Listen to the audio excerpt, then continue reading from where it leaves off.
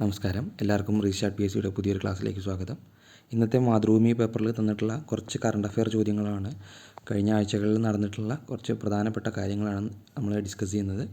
അപ്പോൾ ശ്രദ്ധിക്കുക, എല്ലാവരും കേട്ട് പഠിക്കുക. ഫസ്റ്റത്തെ ചോദ്യം, 2024 ദാദാ സാഹേബ് ഫാൽക്കെ പുരസ്കാര ജേതാവ്. 2024 ദാദാ സാഹേബ് ഫാൽക്കെ പുരസ്കാര ജേതാവ് മിഥുൻ ചക്രവർത്തി. മിഥുൻ ചക്രവർത്തിയാണ് 2024 ദാദാ സാഹേബ് ഫാൽക്കെ പുരസ്കാര ജേതാവ്. ഇന്ത്യൻ സിനിമയ്ക്കു നൽകിയിട്ടുള്ള സംഭാവനകളെ പരിഗണിച്ചാണ് പുരസ്കാരം. വാർത്താവിനിമയ പ്രക്ഷേപണ വകുപ്പ് മന്ത്രിയായ അശ്വിനി വൈഷ്ണവാണ് ഔദ്യോഗിക പ്രഖ്യാപനം നടത്തിയത്. അവിടെ തന്നെ നമുക്ക് രണ്ട് ചോദ്യങ്ങൾ വേറെ കിട്ടിയിട്ടുണ്ട്.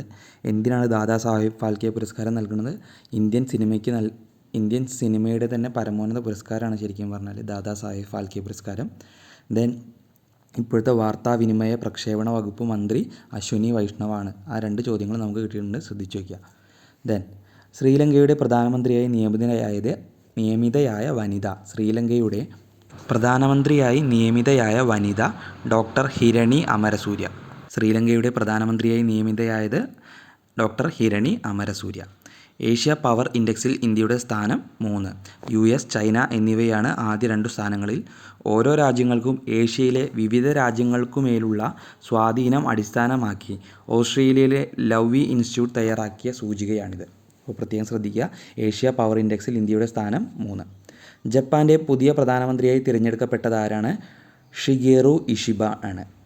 ജപ്പാൻ്റെ പുതിയ പ്രധാനമന്ത്രിയായി തിരഞ്ഞെടുക്കപ്പെട്ടത് ഷിഗേറു ഇഷിബ. ഇന്ത്യൻ വ്യോമസേനാ മേധാവിയായി ചുമതലയേറ്റത് ആരാണ്?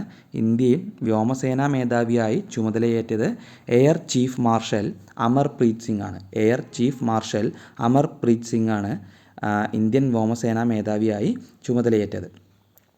എയർ ചീഫ് മാർഷൽ PR ചൗധരിയുടെ പിൻഗാമിയായാണ് നിയമനം. അടുത്ത ചോദ്യം, പൂനെ വിമാനത്താവളത്തിൻ്റെ പുതിയ പേര് ജഗദ്ഗുരു സന്ത് തുക്കാറാം മഹാരാജ് എയർപോർട്ട്. പൂനെ വിമാനത്താവളത്തിൻ്റെ പുതിയ പേര് ജഗദ്ഗുരു സന്ത് തുക്കാറാം മഹാരാജ് എയർപോർട്ട്. മുൻ തിരഞ്ഞെടുപ്പ് കമ്മീഷണർ അരുൺ ഗോയലിനെ ഏതു രാജ്യത്തെ സ്ഥാനപതിയായാണ് നിയമിച്ചത്?